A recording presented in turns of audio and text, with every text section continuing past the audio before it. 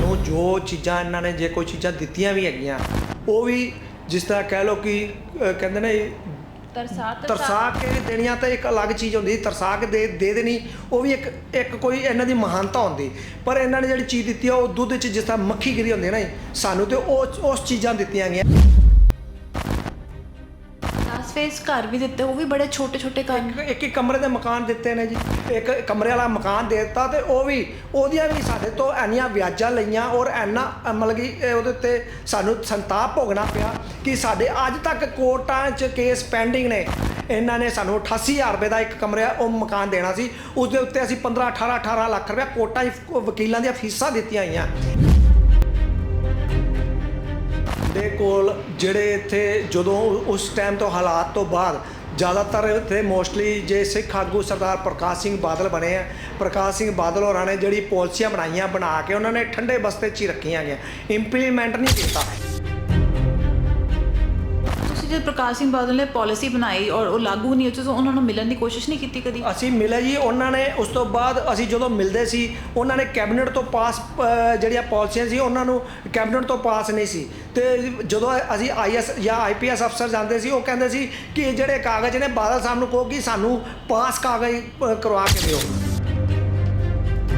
ਕੋਰਟਾਂ ਵਿੱਚ ਇੰਨਾ ਤੁਹਾਨੂੰ ਕੋਈ ਸਿੱਖ ਲਾਇਰ ਕੋਈ ਤੁਹਾਨੂੰ ਮਦਦ ਤੇ ਨਹੀਂ ਆਏ? ਸਰ ਇਹਦੇ ਵਿੱਚ ਨਾ ਜਿੰਨੇ ਲਾਇਰ ਆ ਇਹਨਾਂ ਨੇ ਸਾਡੇ ਨਾਲ ਕੀ ਕੀਤਾ ਹੈਗਾ, ਇਹ ਸਿਰਫ ਬਾਹਰੋਂ ਦੀ ਚੰਦਾ ਇਕੱਠਾ ਕੀਤਾ। ਕਵੀ ਜਿੱਥੇ ਹੈਗੇ ਉਹਨਾਂ ਨੇ ਇੰਨੀ ਲੜਾਈ ਲੜੀ ਹੈ। ਉਹ HS ਫੁਲਕਾ ਜੀ ਜਿਹੜੇ ਹੈਗੇ ਸੀ ਉਹ ਦਿੱਲੀ ਦੇ ਕੇਸ ਲੜਦੇ ਸੀ, ਇਹਨਾਂ ਨੇ ਪੰਜਾਬ 'ਚ ਆ ਕੇ ਕੋਈ ਕੇਸ ਨਹੀਂ ਲੜਿਆ ਹੈਗਾ। ਉਹਨਾਂ ਨੇ ਦਿੱਲੀ ਦੇ ਅੰਦਰ ਉਹ ਕੇਸ ਲੜੇ ਨੇ ਜਿਹੜੇ ਉਹਨਾਂ ਨੇ ਜਿਹੜੇ ਸਾਡੇ ਮਰਡਰ ਕਰਨ ਵਾਲੇ ਜਿਸ ਤਰ੍ਹਾਂ ਆਪਣਾ ਹੈਗੇ ਸੀ ਉਹਨਾਂ ਦੇ ਕੇਸ ਲੜੇ ਹੈਗੇ ਨੇ। ਔਰ ਇੱਥੋਂ ਤੱਕ ਕਿ ਜਿਹੜੇ ਬਾਹਰਲਿਆਂ ਇੱਥੋਂ ਆਲ ਇੰਡੀਆ ਸਿੱਖ ਸਟੂਡੈਂਟ ਫੈਡਰੇਸ਼ਨ ਦੇ ਕਈ ਐਸੇ ਪ੍ਰਧਾਨ ਨੇ ਜਿਨ੍ਹਾਂ ਨੇ ਬਾਹਰੋਂ ਦੀ ਸਾਡੇ ਨਾਮ ਦੇ ਉੱਤੇ ਬੜਾ ਫੰਡ ਇਕੱਠੇ ਕੀਤੇ ਨੇ, ਪਰ ਉਹ ਫੰਡ ਖਾ ਗਏ। ਜੋ ਤੁਸੀਂ ਆਪਣੇ ਉੱਤੇ ਬੀਤਿਆ ਉਸ ਵਕਤ ਕੀ ਬੀਤਿਆ ਸੀਗਾ? ਤੁਸੀਂ ਉਹ ਤੁਹਾਡੇ ਸਾਹਮਣੇ ਕੀ ਹੋਇਆ? ਮੇਰੇ ਸਾਹਮਣੇ ਇੱਕ ਸਕੂਟਰ ਤੇ ਇੱਕ ਬੰਦਾ ਦੋਜੀ ਸੀ ਸਰਦਾਰ ਮੁੰਡਾ, ਉਹਦੇ ਮੁੰਡੇ ਦੇ ਨੂੰ ਉਤਾਰਿਆ ਗਿਆ, ਉਹਦੇ ਸਕੂਟਰ ਤੇ ਉਹਦੀ ਪੱਗ ਨਾਲ ਉਹਨੂੰ ਬੰਨਿਆ ਗਿਆ, ਉਹਦੇ ਸਕੂਟਰ 'ਚੋਂ ਪੈਟਰੋਲ ਕੱਢ ਕੇ ਉਹਨੂੰ ਅੱਗ ਲਗਾਈ ਗਈ। ਔਰ ਜਿਹੜਾ ਬੰਦੇ ਨੇ ਅੱਗ ਲਗਾਈ ਅੱਜ ਵੀ ਮੈਂ ਉਸ ਬੰਦੇ ਦੀ ਸ਼ਨਾਖਤ ਕਰਦਾ ਹਾਂ। ਮੈਂ ਨਾਨਾਵਤੀ ਕਮਿਸ਼ਨ ਤੇ ਗਵਾਹੀ ਦੇਣ ਗਿਆ ਜੀ, ਉਹਨਾਂ ਨੇ ਮੈਨੂੰ ਇਹ ਗੱਲ ਕਹਿ ਕੇ ਮੇਰਾ ਕੇਸ ਨੂੰ ਉਹ ਕਰਤਾ ਕਿ ਤੇਰੀ ਜਿਹੜੀ ਉਮਰ ਹੈਗੀ ਹੈ 19 ਸਾਲ ਤੋਂ 18 ਸਾਲ ਤੋਂ ਥੱਲੇ ਹੈਗੀ, ਤੇਰੀ ਗਵਾਹੀ ਮਾਨਤਾ ਨਹੀਂ ਰੱਖਦੀ। ਸਿਰਫ ਜੇ ਬਾਕੀ ਨਾਲ ਜੇ ਕੋਈ ਦਿੱਲੀ ਦੀ ਪਾਰਲੀਮੈਂਟ ਦੇ ਵਿੱਚ ਬੋਲਿਆ ਤੇ ਸਰਦਾਰ ਸਿਮਰਨਜੀਤ ਸਿੰਘ ਮਾਨ ਬੋਲਿਆ, ਉਸ ਤੋਂ ਇਲਾਵਾ ਸਾਡੇ ਵਾਸਤੇ ਕੋਈ ਵੀ ਬੇਬਾਕੀ ਨਾਲ ਨਹੀਂ ਬੋਲਿਆ। SGPC ਦਿੱਲੀ ਉਹ ਕਾਂਗਰਸ ਦੇ ਅਧੀਨ ਸੀ, SGPC ਜਿਹੜੀ ਆਪਣਾ ਅੰਮ੍ਰਿਤਸਰ ਹੈ ਉਹ ਸਰਦਾਰ ਪ੍ਰਕਾਸ਼ ਸਿੰਘ ਬਾਦਲ ਦੇ ਅਧੀਨ ਸੀ। ਇੱਥੋਂ ਤੱਕ ਕਿ ਉਹਨਾਂ ਦੇ ਪ੍ਰਧਾਨ ਸਰਦਾਰ ਬਡੂੰਗਰ ਉਹਨਾਂ ਨੇ ਇਹ ਗੱਲ ਸਾਨੂੰ ਕਹੀ ਕਿ ਇਹ ਬੜਾ ਟਾਈਮ ਹੋ ਗਿਆ, ਉਹਨਾਂ ਛੱਡੋ ਇਹ ਗੱਲਾਂ ਨੂੰ, ਇਹ ਇਹਨਾਂ ਨੂੰ ਭੁੱਲ ਜਾਓ। ਇਹਨਾਂ ਨੂੰ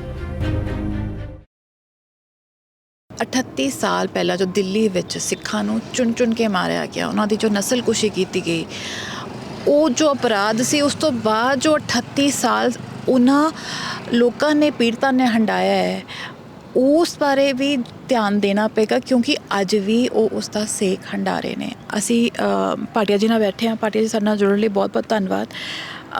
ਤੁਸੀਂ ਉਸ ਵਕਤ 17 ਸਾਲ ਦੇ ਸੀਗੇ, ਤੁਸੀਂ ਆਪਣੇ ਸਾਹਮਣੇ ਬੜਾ ਕੁਝ ਵੇਖਿਆ ਹੈ, ਪਰ ਜੋ ਉਸ ਤੋਂ ਬਾਅਦ ਹੋਇਆ ਉਸ ਦੇ ਬਾਰੇ ਤੁਸੀਂ ਕੀ ਕਹਿਣਾ ਚਾਹੁੰਦੇ ਹੋ?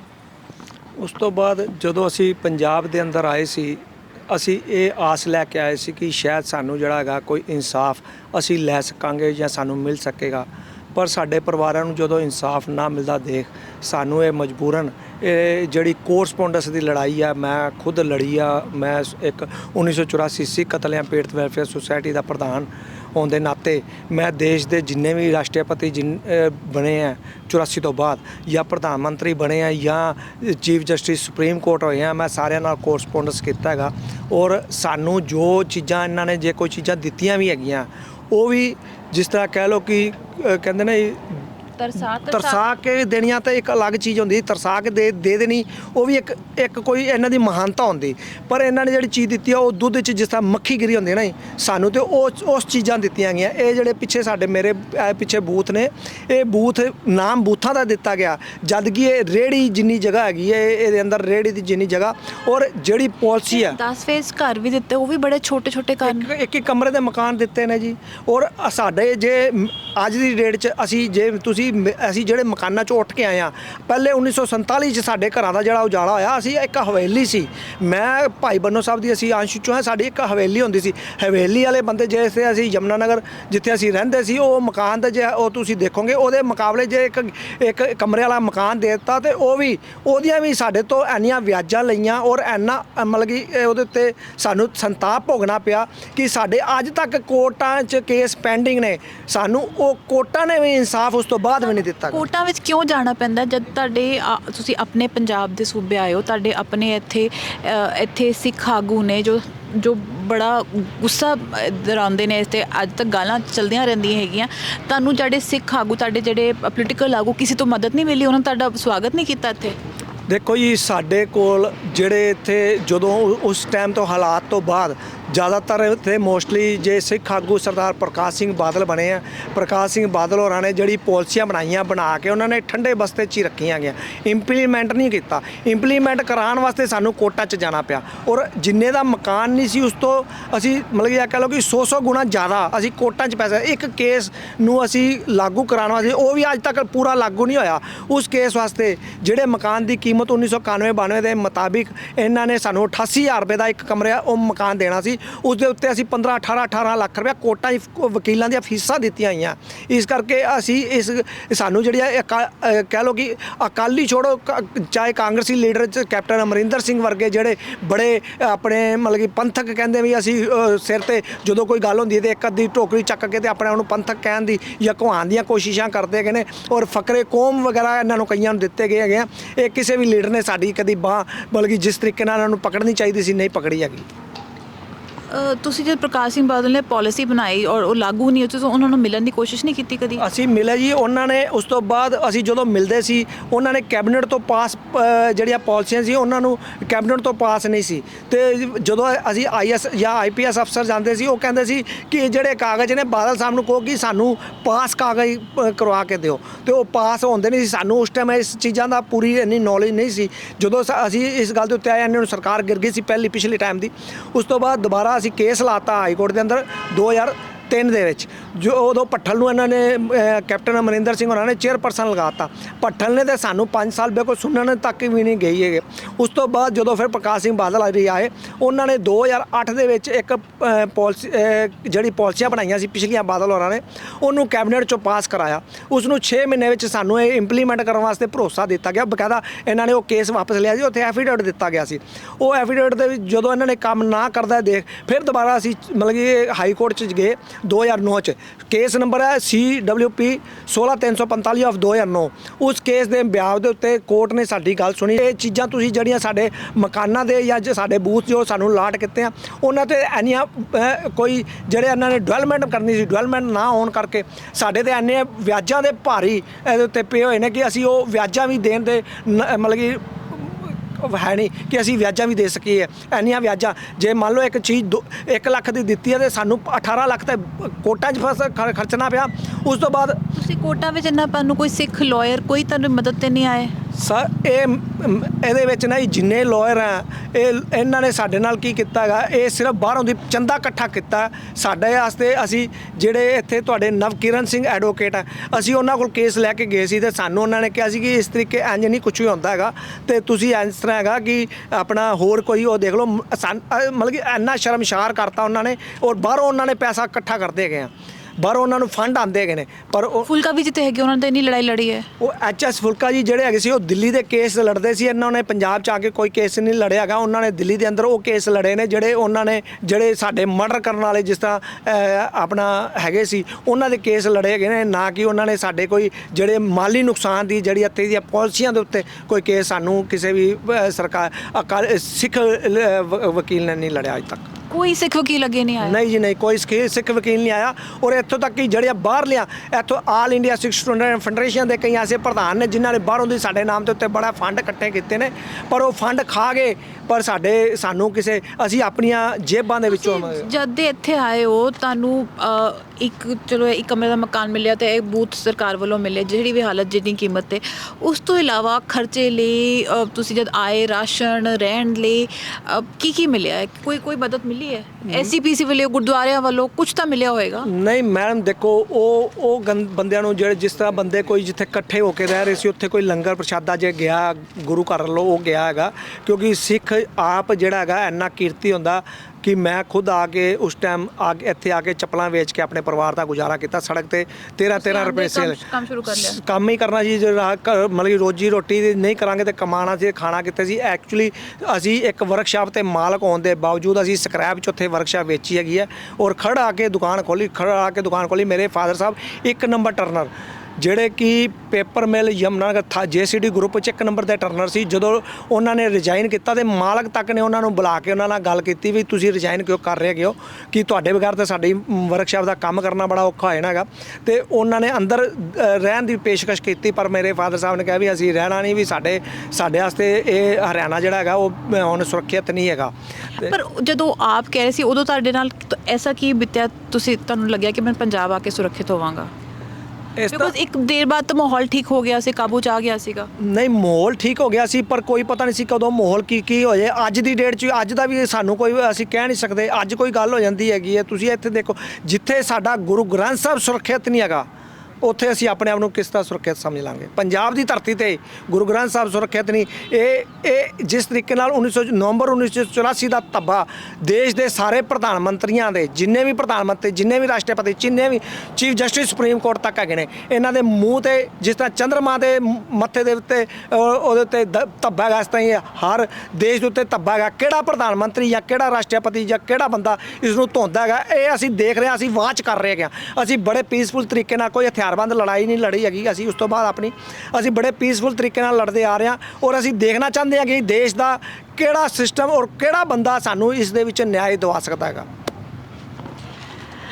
ਜੋ ਤੁਸੀਂ ਆਪਣੇ ਉੱਤੇ ਬੀਤਿਆ ਉਸ ਵਕਤ ਕੀ ਬੀਤਿਆ ਸੀਗਾ ਤੁਸੀਂ ਉਹ ਤੁਹਾਡੇ ਸਾਹਮਣੇ ਕੀ ਹੋਇਆ? ਬਿਕੋਜ਼ ਜ਼ਿਆਦਾ ਦਿੱਲੀ ਵਿੱਚ ਹੋਇਆ ਸੀਗਾ ਯਮੁਨਾ ਨਗਰ ਵਿੱਚ ਕੀ ਤੁਸੀਂ ਦੇਖਿਆ?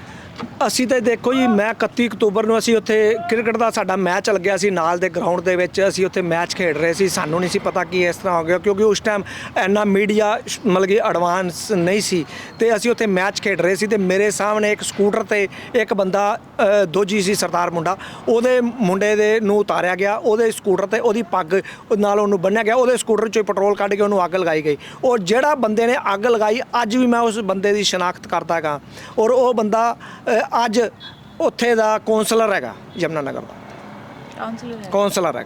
ਕਿਹੜੀ ਪਾਰਟੀ? ਕਾਂਗਰਸ ਪਾਰਟੀ? ਨਹੀਂ ਉਹ ਅੱਜ BJP ਦਾ ਕੌਂਸਲਰ ਹੈ ਔਰ ਮੈਨੂੰ ਕਈ TV ਚੈਨਲ ਵੀ ਇਹ ਗੱਲ ਕਹਿੰਦੇ ਨੇ ਵੀ ਤੁਸੀਂ ਪਾਰਟੀ ਦਾ ਨਾਮ ਨਾ ਲਿਆ ਕਰੋ। ਇਹ ਸਾਡੇ ਦੇਸ਼ ਦੀ ਇੱਥੋਂ ਤੱਕ ਸਾਡਾ ਦੇਸ਼ ਗਿਰਾਵਟ ਵਿੱਚ ਹੈਗਾ। ਅਸੀਂ ਤੁਸੀਂ ਅਜੇ ਤੱਕ ਤੁਹਾਨੂੰ ਯਾਦ ਹੈ ਗਵਾਹੀ ਕਿਉਂ ਨਹੀਂ ਦਿੱਤੀ? ਮੈਂ ਨਾਨਾਵਤੀ ਕਮਿਸ਼ਨ ਤੇ ਗਵਾਹੀ ਦੇਣ ਗਿਆ ਜੀ ਉਹਨਾਂ ਨੇ ਮੈਨੂੰ ਇਹ ਗੱਲ ਕਹਿ ਕੇ ਮੇਰਾ ਕੇਸ ਨੂੰ ਉਹ ਕਰਤਾ ਕਿ ਤੇਰੀ ਜਿਹੜੀ ਉਮਰ ਹੈਗੀ ਹੈ 19 ਸਾਲ ਤੋਂ 18 ਸਾਲ ਤੋਂ ਥੱਲੇ ਹੈਗੀ ਤੇਰੀ ਗਵਾਹੀ ਮਾਨਤਾ ਨਹੀਂ ਰੱਖਦੀ ਹੈਗੀ। ਇਹ ਜਦ ਕਿ 2 ਸਾਲ ਦੇ ਬੱਚੇ ਦੀ ਗਵਾਹੀ ਮੰਨੀ ਜਾਂਦੀ ਆ। ਮੇਰੀ 17.5 ਸਾਲ ਦੀ ਮੇਰਾ ਆਪਣਾ ਜੂਨ ਦਾ ਬਰਥ ਹੈਗਾ ਤੇ ਜਦੋਂ ਤੇ ਨਵੰਬਰ 'ਚ ਕਾਰਾ ਹੋ ਜਾਂਦਾ 3 ਮਹੀਨੇ 17.5 ਸਾਲ ਦੇ ਕਰੀਬ ਮੇਰੀ ਉਮਰ ਸੀ ਤੇ ਮੇਰੀ ਗਵਾਹੀ ਮਾਨਤਾ ਨਹੀਂ ਰੱਖੀ ਦੇਸ਼ ਵਿੱਚ। ਉਸ ਦਾ ਅਸਰ ਤੁਹਾਡੇ ਪਰਿਵਾਰ ਤੇ ਕੀ ਰਿਹਾ ਆਰਥਿਕ ਚੀਜ਼ ਤੋਂ ਛੱਡ ਕੇ? ਆਰਥਿਕ ਤੌਰ ਤੇ ਜੀ ਮੈਂ ਇੱਕ ਖਿਡਾਰੀ ਸੀ ਰਾਈਟ ਫਾਰਵਰਡ ਮੈਂ ਹਾਕੀ ਦਾ ਪਲੇਅਰ ਰਿਹਾ ਖਾਲਸਾ ਸਕੂਲ ਤੋਂ ਔਰ ਡਿਸਟ੍ਰਿਕਟ ਮੈਂ ਜਿੱਤੇ ਹੋਏ ਸੀ। ਜਦੋਂ ਉਸ ਤੋਂ ਬਾਅਦ ਮੇਰੇ ਦਾਦਾ ਜੀ ਸੀ ਹੁੰਦੇ ਸੀ ਤੇ ਮੈਨੂੰ ਡਾਕਟਰ ਕਰਕੇ ਬੁਲਾਉਂਦੇ ਸੀ। ਮੇਰੀ ਫੈਮਿਲੀ ਦੇ ਬੜੇ ਹੋਪ ਹੁੰਦੇ ਨੇ ਬੱਚਿਆਂ ਦੇ ਉੱਤੇ ਤੇ ਮੈਂ ਵੀ ਕੁਝ ਬਣਨਾ ਚਾਹੁੰਦਾ ਸੀ। ਅੱਜ ਮੇਰੀ ਵਾਈਫ MA BEd ਆ। ਮੇਰੇ ਬੱਚੇ ਮੈਨੂੰ ਪੁੱਛਦੇ ਹੈਗੇ ਆ ਕਿ ਤੁਸੀਂ ਪਾਪਾ ਪੜ੍ਹੇ ਕਿਉਂ ਨਹੀਂ। ਮੈਂ ਇਹ ਦੱਸਦਾ ਕਿ ਮੇਰੇ ਦੇਸ਼ ਦੇ ਮੱਥੇ ਨੇ ਕਲੰਕ ਜਿਹੜਾ ਲੱਗਿਆ ਹੋਇਆ ਇਹ ਦੇਸ਼ ਨੇ ਮੈਨੂੰ ਪੜ੍ਹਨ ਤੋਂ ਮਜਬੂਰ ਕੀਤਾ। ਮੈਂ ਪੜ੍ਹਾਈ ਨਹੀਂ ਕਰ ਸਕਿਆ। ਉਸ ਪੜ੍ਹਾਈ ਦੇ ਚੱਕਰ 'ਚ ਵੀ ਅੱਜ ਵੀ ਅਸੀਂ ਆਪਣਾ PU ਦੇ ਪੰਜਾਬ ਯੂਨੀਵਰਸਿਟੀ ਦੇ ਵਾਈਸ ਚਾਂਸਲਰ ਨੂੰ ਮਿਲਣ ਦਾ ਸਮਾਂ ਮੰਗ ਰਿਹਾ। ਸਾਨੂੰ ਵਾਈਸ ਚਾਂਸਲਰ ਨੇ ਮੈਂ ਪਿਛਲੇ ਤਕਰੀਬਨ 4-5 ਸਾਲ ਤੋਂ ਵਾਈਸ ਚਾਂਸਲਰ ਨੂੰ ਮਿਲਣ ਵਾਸਤੇ ਕੋਰਸਪੋਂਡੈਂਸ ਕਰ ਰਿਹਾ। ਵਾਈਸ ਚਾਂਸਲਰ ਵੀ ਮਿਲਣ ਤੋਂ ਇਨਕਾਰੀ ਆ ਉਹ ਵੀ ਮਿਲਦਾ ਨਹੀਂ ਹੈਗਾ। ਕਿਉਂ ਮਿਲਣਾ ਚਾਹੁੰਦੇ ਉਹਨਾਂ ਨੂੰ? ਅਸੀਂ ਮਿਲਣਾ ਚਾਹੁੰਦੇ ਹਾਂ ਕਿ ਜਿਹੜੀਆਂ ਅਸੀਂ ਪੜ੍ਹਾਈਆਂ ਨਹੀਂ ਕਰ ਸਕੇ ਜਿਹੜੀਆਂ ਪਾਲਿਸੀਆਂ ਸਾਡੇ ਵਾਸਤੇ ਬਣੀਆਂ ਉਹ ਇੰਪਲੀਮੈਂਟ ਕੀਤੀਆਂ ਜਾਣ। ਇੱਥੇ ਉਹਨਾਂ ਨੇ ਸਿੰਡੀਕੇਟ ਦਾ ਇੱਕ ਨਵਾਂ ਬਹਾਨਾ ਬਣਾ ਕੇ ਉਹ ਪਾਲਿਸੀਆਂ ਮਤਲਬ ਖਤਮ ਕਰ ਦਿੱਤੀ ਹੈਗੀਆਂ, ਜਦ ਕਿ ਜਿਹੜੇ ਦੇਸ਼ ਨੇ ਸਾਨੂੰ ਇਨਸਾਫ ਨਹੀਂ ਦਿੱਤਾ, ਹੋਰ ਕੋਈ ਪਾਲਿਸੀ ਬੰਦ ਨਹੀਂ ਕੀਤੀ ਗਈ, ਸਿਰਫ ਸਿੱਖਾਂ ਦੀ ਇੱਕ 1984 ਨਵੰਬਰ 1984 ਦੀ ਜਿਹੜੀ ਪਾਲਿਸੀ ਸੀ ਉਹਨੂੰ ਬੰਦ ਕਰਤਾ ਹੈ। ਜੀ ਤੁਸੀਂ ਜੇ ਅੱਜ ਪਿਛਲੇ 40 ਸਾਲ ਜਿਵੇਂ ਤੁਸੀਂ ਬੀਤੇ ਹੈ, ਤੁਸੀਂ ਦੇਖਦੇ ਹੋ, ਤੁਹਾਨੂੰ ਕਿੱਥੇ ਕੋਈ ਐਸਾ ਇਨਸਾਨ, ਕੋਈ ਐਸਾ ਸਿੱਖ ਆਗੂ ਮਿਲਿਆ ਜਿੱਥੇ ਕਹੋ ਕਿ ਹਾਂ ਇਹ ਬੰਦੇ ਨੇ ਕੋਸ਼ਿਸ਼ ਤਾਂ ਕੀਤੀ? ਨਹੀਂ, ਜੇ ਕੋਸ਼ਿਸ਼ ਵਾਸਤੇ ਅਸੀਂ ਦੇਖੋ ਸਾਰੇ ਲੀਡਰਾਂ ਨਾਲ ਗੱਲ ਕੀਤੀ ਹੈਗੀ ਆ, ਹਰਸਿਮਰਤ ਕੌਰ ਬਾਦਲ ਤੱਕ ਵੀ ਅਸੀਂ ਗੱਲ ਕੀਤੀ ਹੈਗੀ ਹੈ, ਸਰਦਾਰ ਸਿਮਰਨਜੀਤ ਸਿੰਘ ਮਾਨ ਸਾਹਿਬ ਤੋਂ ਵੀ ਗੱਲ ਕੀਤੀ, ਉਹਨਾਂ ਨੂੰ ਵੀ ਅਸੀਂ ਕਾਗਜ਼ੀ ਕਾਰਵਾਈ ਕੀਤੀ। ਸਿਰਫ ਜੇ ਬਾਕੀ ਨਾਲ ਜੇ ਕੋਈ ਦਿੱਲੀ ਦੀ ਪਾਰਲੀਮੈਂਟ ਦੇ ਵਿੱਚ ਬੋਲਿਆ ਤੇ ਸਰਦਾਰ ਸਿਮਰਨਜੀਤ ਸਿੰਘ ਮਾਨ ਬੋਲਿਆ, ਉਸ ਤੋਂ ਇਲਾਵਾ ਸਾਡੇ ਵਾਸਤੇ ਕੋਈ ਵੀ ਬੇਬਾਕੀ ਨਾਲ ਨਹੀਂ ਬੋਲਿਆ। ਹਾਂ, ਇੰਨੀ ਜ਼ਰੂਰ ਹੈ ਜਦੋਂ ਇਹਨਾਂ ਨੇ ਜਿਹੜੀ ਮਾਫੀ ਵੀ ਮੰਗਵਾਈ ਹੈ ਨਵੰਬਰ 84 ਦੀ, ਉਹ ਵੀ ਇੱਕ ਸਿੱਖ ਪ੍ਰਧਾਨ ਮੰਤਰੀ ਡਾਕਟਰ ਮਨਮੋਹਨ ਸਿੰਘ ਨਿਹਾਤੀ ਸ਼ਰੀਫ ਆਦਮੀ ਤੋਂ ਮਾਫੀ ਮੰਗਵਾਈ, ਔਰ ਉਸ ਤੋਂ ਮਾਫੀ ਮੰਗਵਾ ਕੇ ਤੇ ਇਹਨਾਂ ਨੇ 2 ਲੱਖ ਰੁਪਏ ਦੀ ਜਿਹੜੀ ਗ੍ਰਾਂਟ ਇਸ਼ੂ ਕੀਤੀ, ਉਹ 2 ਲੱਖ ਰੁਪਏ ਦੇ ਬਾਵਜੂਦ ਉਸ ਸਮੇਂ ਇੱਕ ਦਿਨ ਦਾ ਜਿਹੜਾ 22 ਰੁਪਏ, ਅੱਜ ਕਿਸੇ ਬੰਦੇ ਦੀ ਸੜਕ ਐਕਸੀਡੈਂਟ ਜਾਂ ਕਿਸੇ 'ਚ ਦੁਰਘਟਨਾ ਹੋ ਜਾਂਦੀ ਉਹ 2 ਲੱਖ ਰੁਪਏ ਉਸੇ ਟਾਈਮ ਇਮੀਡੀਏਟ ਦੇ ਦਿੰਦੇ। ਸਾਨੂੰ 22 ਸਾਲ ਬਾਅਦ ਦਿੱਤਾ, ਉਹ ਵੀ 2 ਲੱਖ ਰੁਪਏ ਦਿੱਤਾ, ਜਦ ਕਿ ਉਸ ਟਾਈਮ ਸਾਡੇ ਘਰਾਂ ਦੇ ਮਕਾਨਾਂ ਸਾਡੇ ਉੱਪਰ ਵਿਆਜਾਂ ਦਾ ਬੋਝ ਇੰਨਾ ਸੀ ਕਿ ਅਸੀਂ ਕਹਿ ਲਓ ਕਿ 14-15 ਲੱਖ ਰੁਪਏ ਵਿਆਜਾਂ ਦਿੱਤੀ ਹੈਗੀਆਂ ਉਸ ਟਾਈਮ। ਬਸ ਤੁਹਾਡੀ ਆਵਾਜ਼ ਚੁੱਕੀ, ਤੁਹਾਡੇ ਨਾਲ ਕੋਈ ਆਰਥਿਕ ਮਦਦ ਜਾਂ ਕੋਈ ਉੱਦਾਂ ਨਾਲ ਖੜਾ ਹੋਣ, ਤੁਹਾਡੇ ਨਾਲ ਕੇਸਾਂ ਲਈ ਜਾਣ ਲਈ ਕੋਈ ਨਹੀਂ ਆਇਆ ਹੈਗਾ? ਮੈਂ ਦਿੱਲੀ ਦੇ ਅੰਦਰ ਅਸੀਂ ਕਈ ਵਾਰੀ ਬੱਸਾਂ ਵੀ ਲੈ ਕੇ ਗਏ, ਨਵੰਬਰ ਦੇ ਵਿੱਚ ਵੀ ਅੱਗੇ ਸਾਨੂੰ ਬੱਸਾਂ ਤੱਕ ਦੇ ਵਿੱਚ ਲਿਆਉਣ ਤੱਕ ਢੋਆਈ ਤੱਕ ਰਹੇ, ਔਰ ਉਸ ਤੋਂ ਬਾਅਦ ਸਾਨੂੰ ਕਿਸੇ ਕਹਿ ਲਓ ਕਿ ਚਾਹੇ ਉਹ ਐਜੀਪੀਸੀ ਦਿੱਲੀ ਆ, ਐਜੀਪੀਸੀ ਦਿੱਲੀ ਉਹ ਕਾਂਗਰਸ ਦੇ ਅਧੀਨ ਸੀ, ਐਜੀਪੀਸੀ ਜਿਹੜੀ ਆਪਣਾ ਅੰਮ੍ਰਿਤਸਰ ਆ ਉਹ ਸਰਦਾਰ ਪ੍ਰਕਾਸ਼ ਸਿੰਘ ਬਾਦਲ ਦੇ ਅਧੀਨ ਸੀ। ਇੱਥੋਂ ਤੱਕ ਕਿ ਉਹਨਾਂ ਦੇ ਪ੍ਰਧਾਨ ਸਰਦਾਰ ਬਡੂੰਗਰ ਉਹਨਾਂ ਨੇ ਇਹ ਗੱਲ ਸਾਨੂੰ ਕਹੀ ਕਿ ਇਹ ਬੜਾ ਟਾਈਮ ਹੋ ਗਿਆ, ਉਹਨੇ ਛੱਡੋ ਇਹ ਗੱਲਾਂ ਨੂੰ, ਇਹਨਾਂ ਨੂੰ ਭੁੱਲ ਜਾਓ। ਉਹਨਾਂ ਨੂੰ ਤੁਸੀਂ ਭੁੱਲ ਸਕਦੇ ਹੋ? ਮੈਂ ਤਾਂ ਆਪਣੇ ਬੱਚਿਆਂ ਨੂੰ, ਮੈਂ ਆਪਣੇ ਮੁੰਡੇ ਨੂੰ ਹੀ, ਆਪਣੇ ਬੱਚਿਆਂ ਨੂੰ ਵੀ ਕਹਾਂਗਾ ਕਿ ਉਹ ਵੀ ਆਪਣੇ ਬੱਚਿਆਂ ਨੂੰ ਦੱਸ ਕੇ ਜਾਣ। ਔਰ ਇਹ ਦੇਸ਼ ਦੇ ਮੱਥੇ ਤੇ ਮੈਂ ਤੁਹਾਨੂੰ ਪਹਿਲੇ ਵੀ ਇਹ ਗੱਲ ਕਹੀ ਆ ਕਿ ਇਹ ਮੇਰਾ ਤੇ ਭੁੱਲਣਾ ਬੜੀ ਦੂਰ ਦੀ ਗੱਲ ਆ, ਮੇਰੇ ਬੱਚੇ ਵੀ ਨਹੀਂ ਭੁੱਲਦੇ। ਜਿੰਨੀ ਦੇਰ ਤੱਕ ਜਿਸ ਤਰ੍ਹਾਂ ਚੰਦਰਮਾ ਦੇ ਮੱਥੇ ਦੇ ਉੱਤੇ ਧੱਬਾ ਹੈਗਾ, ਉਨੀ ਦੇਰ ਤੱਕ ਜਦ ਤੱਕ ਇਹ ਦੇਸ਼ ਧੋਂਦਾ ਨਹੀਂ ਉਹ ਧੱਬੇ ਨੂੰ, ਇਹ ਧੱਬਾ ਹਿੰਦੁਸਤਾਨ ਦੇ ਉੱਤੇ ਰਹੇਗਾ। ਔਰ ਇਹਨੂੰ ਧੋਣਾ ਦੇਸ਼ ਵਾਸਤੇ ਸਭ ਤੋਂ ਪਹਿਲ ਕਦਮੀ ਹੈ, ਕਿਉਂਕਿ ਇਸ ਦੇਸ਼ ਨੂੰ ਆਜ਼ਾਦ ਕਰਾਉਣ ਵਾਸਤੇ ਸਾਡੇ ਵਡੇਰਿਆਂ ਨੇ ਕੁਰਬਾਨੀਆਂ ਦਿੱਤੀਆਂ ਗਈਆਂ। ਕੀ ਗਈ ਹੈ ਹਰ ਸਾਲ ਰਵਾਇਤੀ ਤੌਰ 'ਤੇ ਅਸੀਂ ਇਹਨਾਂ ਦੀਆਂ ਗੱਲਾਂ ਸੁਣਦੇ ਹਾਂ, ਫਿਰ ਅਸੀਂ ਭੁੱਲ ਜਾਂਦੇ ਹਾਂ। ਅੱਜ ਮੇਰੇ ਖਿਆਲ ਸੁਣਨ ਵਾਲੇ ਵੀ ਘੱਟ ਰਹਿ ਗਏ ਨੇ, ਜਿਵੇਂ ਉਹ ਕਹਿੰਦੇ ਨੇ ਵੀ SCPC ਦੇ ਪ੍ਰਧਾਨ ਨੇ ਕਿਹਾ ਕਿ ਹੁਣ ਭੁੱਲ ਜਾਓ ਇਹ ਗੱਲਾਂ, ਉਹਨਾਂ ਨੇ ਤਾਂ ਹੰਡਾਈਆਂ, ਉਹਨਾਂ ਨੂੰ ਤਾਂ ਕਦੀ ਭੁੱਲਣ ਨਹੀਂ, ਉਹਨਾਂ ਦੀ ਰੂਹ ਨਹੀਂ ਭੁੱਲਣ ਦੇਗੀ।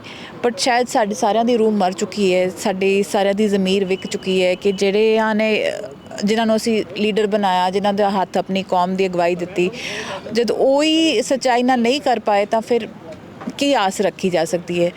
ਪਰ ਫਿਰ ਵੀ ਪਰਮਾਤਮਾ ਹੈਗਾ, ਸ਼ਾਇਦ ਕਦੀ ਇਨਸਾਫ ਮਿਲੇਗਾ, ਸ਼ਾਇਦ ਇਹਨਾਂ ਨੂੰ ਆਪਣੇ ਪੰਜਾਬ ਵਿੱਚ, ਆਪਣੇ ਘਰ ਵਿੱਚ ਇਹਨਾਂ ਦਾ ਬਣਦਾ ਹੱਕ ਮਿਲੇਗਾ, ਕਿਉਂਕਿ ਇਹ ਆਪਣੇ ਪੰਜਾਬ ਬੈਠੇ ਜੇ ਇੱਥੇ ਦੀ ਐਡਮਿਨਿਸਟ੍ਰੇਸ਼ਨ ਇਹਨਾਂ ਨੂੰ ਇਸ ਤਰ੍ਹਾਂ ਤਰਸਾ ਕੇ ਕੰਮ ਕਰੇਗੀ, ਇਹਨਾਂ ਨੂੰ ਹੱਥ ਅੱਡਣ 'ਤੇ ਮਜਬੂਰ ਹੋ ਜਾਣਗੇ, ਤਾਂ ਇਹ ਤਾਂ ਸਾਡੇ ਵਾਸਤੇ ਸਭ ਤੋਂ ਵੱਡੀ ਸ਼ਰਮ ਦੀ ਗੱਲ ਹੈਗੀ ਹੈ। ਸੋ ਉਮੀਦ ਕਰਦੇ ਹਾਂ ਕਿ ਇਸ ਲਈ ਤਾਂ ਅਸੀਂ ਅੱਜ ਤਾਂ ਇਹਨਾਂ ਦੇ ਸਾਥ 'ਤੇ ਅਸੀਂ ਨਾਲ ਖੜੇ ਹੋਏ।